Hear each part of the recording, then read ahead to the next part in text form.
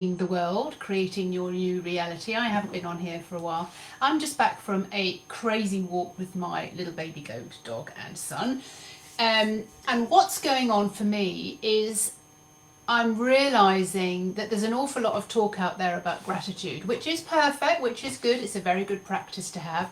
Excuse my kind of crazy hair, back from a walk. The problem is, I know that for myself and for other ladies that I've coached, you can dip in and out of gratitude, but at some point, sometimes there's a set point, and it's not always nice to be able to see that you're not able to be that grateful. I had some certain circumstances going on, and I realised, oh my God, I like pointing out what's not going well. The house is messy, the kids have left the mess, the food is all over the kitchen, the front porch is all messy, there's bikes all over the place, this is not working. And it's a set point. Now, did I create that set point myself, or did I pick it up from the person and the people I grew up with? Do I pick that up from the people that I live with sometimes? And I can hear my kids saying, oh, it's not fair, I can't do this in lockdown, I can't do that in lockdown. You know, then you become aware, oh my God, these people are all complaining around me. Now, there's a funny thing that happened to me probably about 10 or 20 years ago. Now, 10 years ago was the second time, but the first time was about 20 years ago.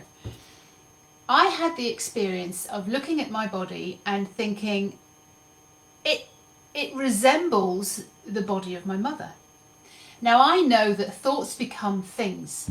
So I was very interested to think, I wonder if there's certain thoughts going on there, certain patterns and certain ways of being that have created this form on my body, that are releasing certain chemicals in my body that are pulling me down to this place the whole time. Now, I know for sure that this certain person in my family, which is actually quite funny, has a natural aptitude, let's say, to say, let's just say that, you know, a lot of people have said, but she's never satisfied. You know, that's her story. I don't blame her for it or anything else. I've sort of overcome a lot of issues to do with my mother. But I could see, oh my God, I'm following suit. I'm seeing that I'm also angry at this person, don't like that person's voice, complaining about this, complaining about that. And it's amazing. When I made a decision not to be like that, my body shifted. You see how you wear a certain energy. So if there's a certain shape or a certain feel or a certain thing going on with your body, please know that thoughts become things. And the more often you think something, the more often you live in that soup of it, the vibration, the negativity, the frequency of what you're thinking, and that will have a massive effect on your body.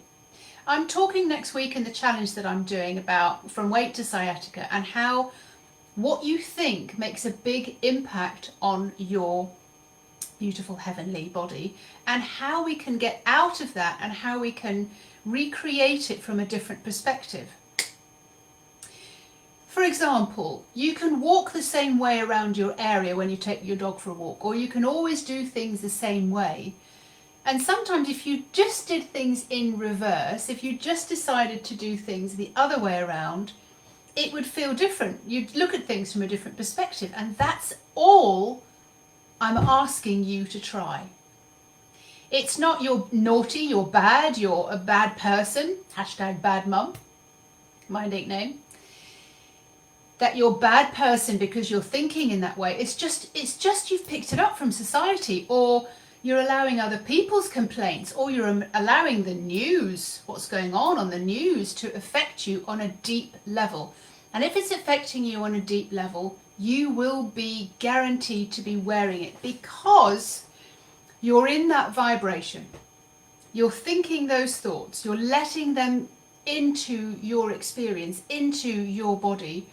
The chemicals running around your body are having a massive effect on you. Can you get into gratefulness, and can you embody that? Can you be in that essence rather than complaining? I mean, that's just an example. Or angry.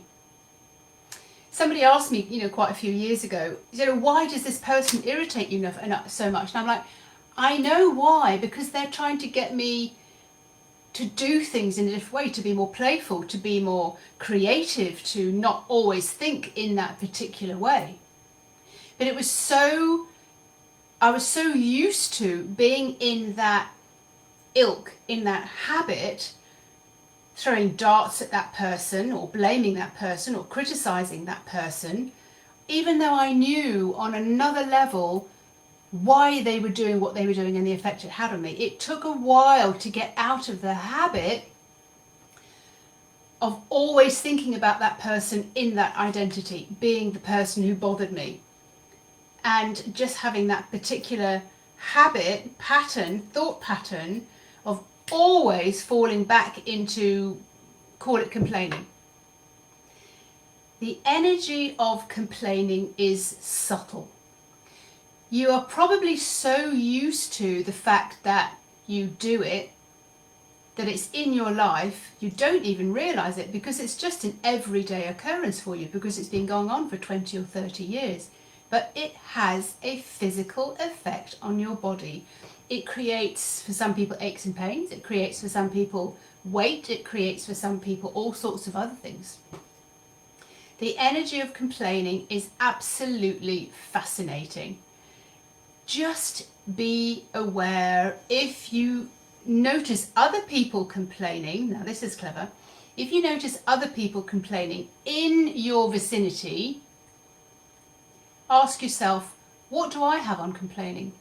Are they showing me that I'm complaining? Because that is usually exactly how it works.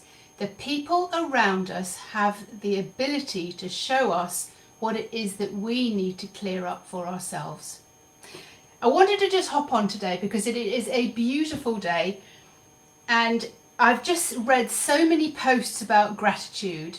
And I think that's brilliant, and it really does change your energy, especially, I'll be talking about this next week, to do with changing your mind, your mindset, changing your attitude, being grateful, and all the others, and changing your energy, and how that affects your weight, from everything to do with your body, from weight to sciatica.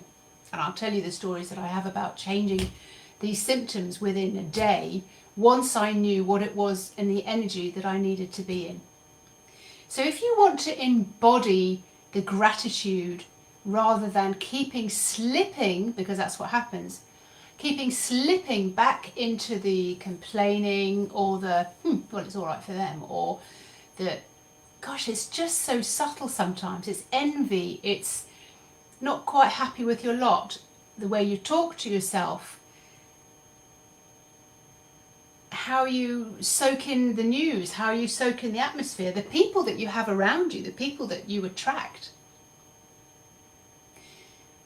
If you're happy to embody getting into gratitude and getting into the lighter, brighter, skippier energy that's available, join me on my challenge next week and watch out for my 90-day create your new reality, because this is all about changing your energy, changing your attitude, and catching the mindset that you're in that is creating form on your body. As a body whisperer, we're able to sort of go in, and I'm able to teach you how those things are landing on your body. And it could be the things that you're doing every single day, like complaining. It could be telling a story that you've been telling for a long time in the back of your mind. It could be allowing people in your vicinity to trigger you, influence you, and affect you. That will all be having a deep and profound impact on your body. And it's a shame, because you can turn all of that around very, very, very quickly once you see it and once you choose a different energy.